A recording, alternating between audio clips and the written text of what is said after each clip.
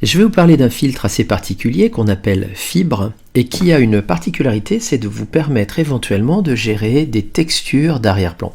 Très souvent, quand vous faites un montage, si vous souhaitez par exemple envisager la création d'un arrière-plan de type un peu fibreux, un peu texturé, ben souvent vous êtes embêté, ça vous oblige à aller chercher une texture quelque part sur internet, la placer en arrière-plan, et finalement vous n'avez pas totalement maîtrisé cet arrière-plan.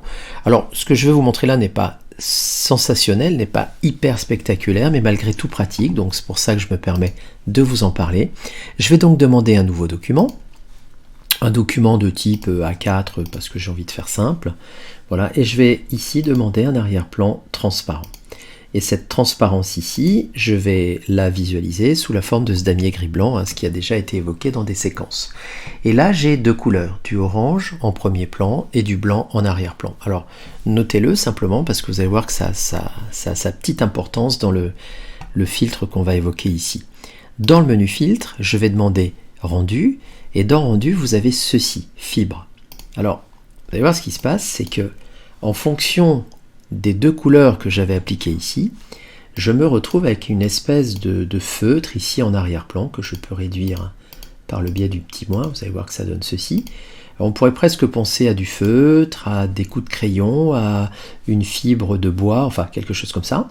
Et donc évidemment, vous allez pouvoir jouer sur ces réglages pour obtenir quelque chose de plus ou moins pixelisé avec du grain ou de plus ou moins léger comme ceci pour obtenir un effet marbré, etc.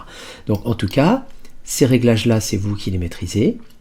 L'intensité, vous l'aurez compris, c'est la densité de cet aspect fibreux.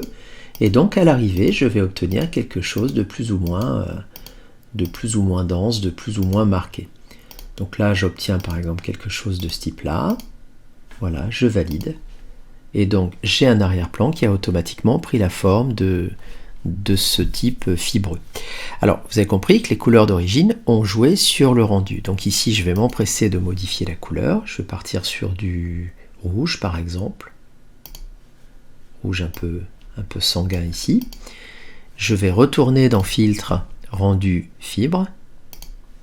Voilà, et vous comprenez que le réglage de départ a laissé sa place à la couleur rouge un petit peu de ce type-là, et ainsi de suite. Donc dès que vous allez modifier la couleur, vous allez naturellement pouvoir intervenir sur l'aspect de votre arrière-plan. Donc voilà tout simplement un filtre très facile d'utilisation, très simple, sur lequel je vais pouvoir m'appuyer quand j'aurai besoin de créer un arrière-plan simple de type fibreux de ce genre-là.